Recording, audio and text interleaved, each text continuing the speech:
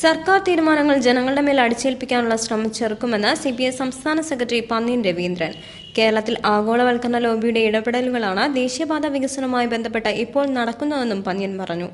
ഇപ്പൊ നമ്മള് ഗവൺമെന്റ് ഒരു തീരുമാനമെടുക്കുക ജനങ്ങൾക്ക് വേണ്ടിയാ.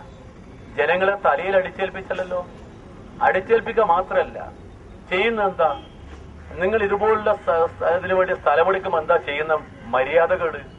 ഒന്ന്, ആ സ്ഥലത്തിന്റെ ഒരു വില തീരുമാനിക്കും. എങ്ങനെയാ വില തീരുമാനിക്കുന്നത്? അവസാനം രജിസ്റ്റർ ചെയ്ത കേസ്, അതിന്റെ പേര് പൊന്നും വില. ഒടുക്കത്തെ പൊന്നും വില കേട്ടോ. ഒരു പൊന്നുമില്ല, ഒരു പൊന്നുമില്ല. വില എന്ന് പറഞ്ഞാൽ തുച്ഛമായ വില. ആരാ തീരുമാനിക്കുന്നത്? മുൻ നിശ്ചയിച്ച തീരുമാനപ്രകാരം 30.5 മീറ്ററിൽ നിന്ന് മാറി 45 മീറ്ററിൽ ദേശീയപാത വികസനം നടപ്പാക്കുന്നതിന് പിന്നിൽ ഹിഡൻ ലോബികൾ പ്രവർത്തിക്കുന്നുവെന്നും പന്ന്യൻ ആരോപിച്ചു. ദേശീയപാത വികസനം 30.5 മീറ്ററിൽ നടപ്പിലാക്കണമെന്നാവശ്യപ്പെട്ട ഹൈവേ ആക്ഷൻ ഫോറത്തിന്റെയും ദേശീയപാത സംരക്ഷണ സമിതിയുടെ ആഭിമുഖ്യത്തിൽ ആലപ്പുഴ കളക്ടറേറ്റിൽ സംഘടിപ്പിച്ച മാർച്ചും ധർണയും ഉദ്ഘാടനം ചെയ്ത് സംസാരിക്കുകയായിരുന്നു അദ്ദേഹം. ദേശീയപാത സംയുക്ത സമരസമിതി ചെയർമാൻ CJ വർഗീസ് അധ്യക്ഷത വഹിച്ചു. ദേശീയപാത വികസനവുമായി ബന്ധപ്പെട്ട ഭൂമി നഷ്ടപ്പെടുന്നവർക്ക് അർഹമായ നഷ്ടപരിഹാരം സർക്കാർ നൽകണമെന്നും ധർണ ആവശ്യപ്പെട്ടു.